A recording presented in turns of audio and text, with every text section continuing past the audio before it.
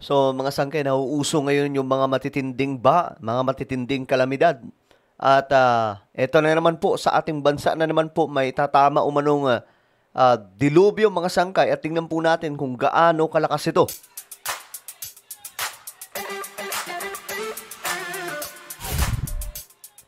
Hello, what's up mga sangkay? This is me. I'm back for another vlog today. Kamusta po kayo mga kababayan? Eto, tingnan po natin ngayon mga sangkay itong update patungkol po sa isang bagyo no, na sinasabing tatama sa ilang mga probinsya dito sa ating bansa para po makapag-ready ang lahat. Anyway, bago tayo mag-umpisa, sa mga hindi pa po dyan nakakapag-subscribe, shoutout sa inyong lahat. Makikita nyo po yung subscribe button sa baba ng video na to. I-click nyo lamang po yung subscribe, i-click ang bell, at i-click nyo po yung all. Sa mga nanonood po sa Facebook, i-follow nyo po yung ating Facebook page. Okay.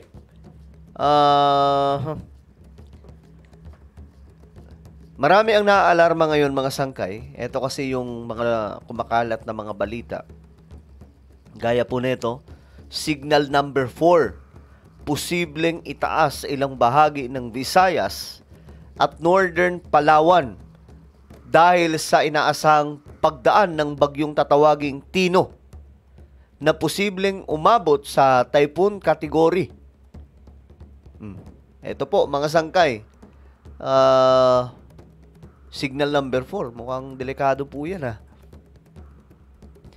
Ito mga sangkay, sabi dito, nananatiling malakas ang bagyong nasa labas pa ng Philippine Area of Responsibility o PAR habang patuloy itong kumikilos pakanluran, hilagang kanluran sa bilis na 15 kilometro kada oras ayon sa Tropical Cyclone Advisory ng DOST Pag-asa nitong Sabado. Okay, mga sangkay, so ito po yung sitwasyon ngayon, mga kababayan. Mas maigi po na mag-ingat po, no? Ang lahat kasi alam naman po natin ngayon, hindi po natin maano yung panahon mga sangkay. Ibang-iba na po kasi talaga itong nararanasan ng mga nabubuong mga bagyo. Kung noon yung mga bagyo naano pa mga sangkay, napipredict pa po nila yung kung gaano kagrabe yung lakas. Ngayon, medyo pabago-bago . Kaya mag-iingat po ang lahat mga sangkay, no? Lalong-lalo na po yung mga madadaanan nito. Huling namataan ang bagyo sa layong 1,375 na kilometro sa silangan ng Hilagang Silangan, bahagi ng Mindanao. Taglay nito ang lakas ng hangin na umaabot sa 45 kilometro kada oras malapit sa gitna ng pabunsong hanggang 55 kilometro kada oras. Tinatayang papasok ito sa loob ng PAR. Ito sa umaga o tanghali ng linggo. So bukas to mga sangkay, November 2. At ayon sa forecast track ng Pag-asa, posibleng tumama sa kalupaan ng Caraga Region o Eastern Visayas sa Lunes. So nako, mabubugbog na naman yung mga lugar na ito. So mga sangkay, maghanda na po ang lahat. Naalala ko yung yung preparation ng tumama mga sangkay, ang pinakamalakas na bagyo sa ating planeta no sa taong ito. Yung hurricane na tumama doon sa Jamaica, talagang sobrang lakas. Pero yung preparation po ng mga tao doon mga sangkay, talagang napakatindi. No, bago po sila lumikas, kasi nag-alisan po doon yung mga tao . Bago po dumating yung bagyo, isipin niyo naman, yung lakas po nun is category 5. Hindi ko alam kung ano ang, paano ikukumpara yung ganong klaseng lakas, no, dito sa ating bansa. Pero I'm sure, halos, mga sangkay, halos kaparehas ng Yolanda, no? Kaya nga lang, ang Yolanda kasi, hindi po napaghandaan na maayos yun ng maraming mga tao. Kasi akala po nila, mahina, mga sangkay. Sobrang lakas pala nun.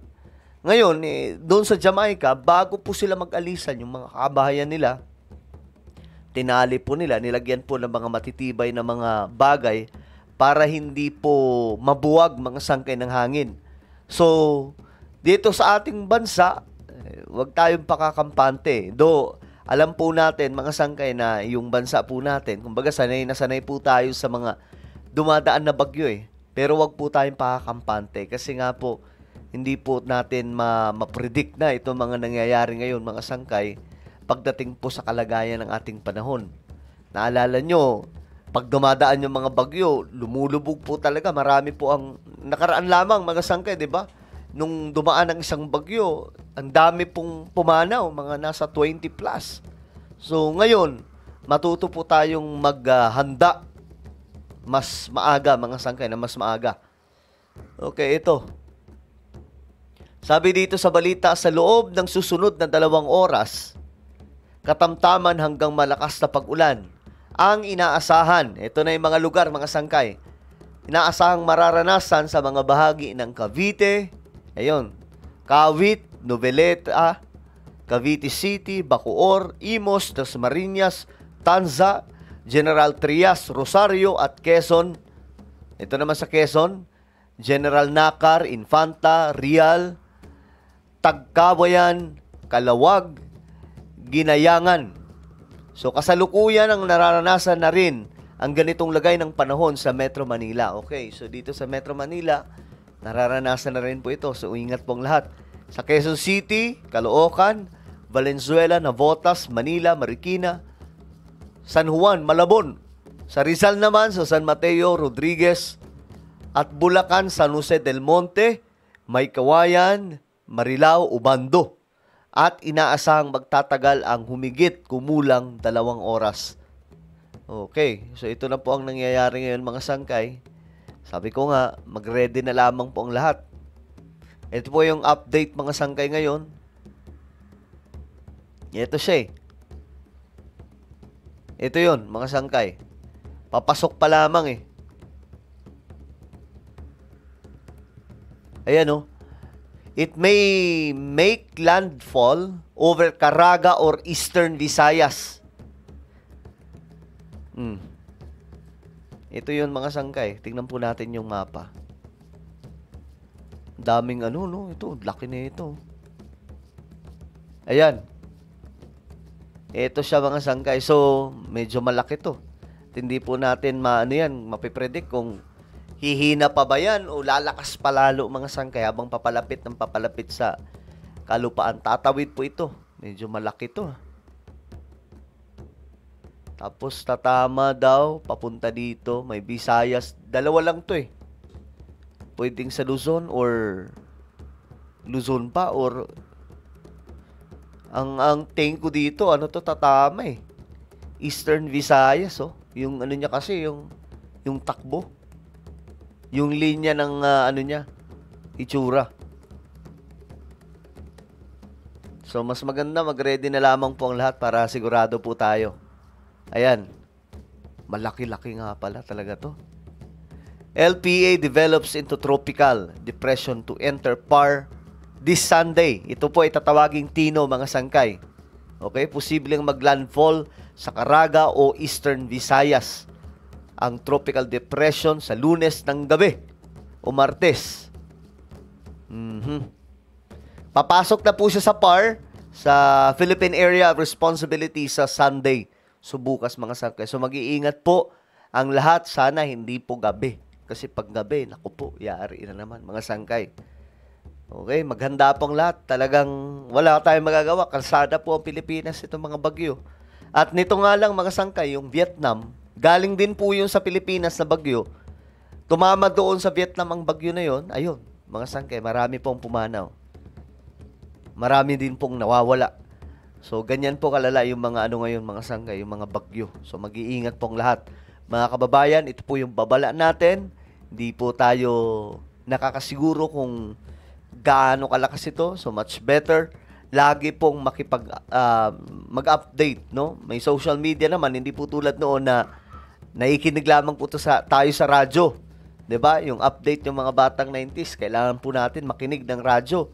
Pero ngayon, may social media. Tingnan po ninyo yung mga balita. Pumunta kayo sa mga balitaan. Makikita nyo yan kung ano yung update. Alright? At kung tatama sa inyo at delikado yung lugar, lumikas kayo habang maaga pa. Alright? So, ano po ang inyong opinion? Comment down below. Meron po tayong YouTube channel, Sangke Revelation. Hanapin nyo po ito sa YouTube. Ngayon din, kapag nakita nyo na, i-click nyo po yung subscribe. Click ang bell at i-click nyo po yung all. Ako na po ay magpapaalam. Mag-iingat pong lahat. God bless everyone.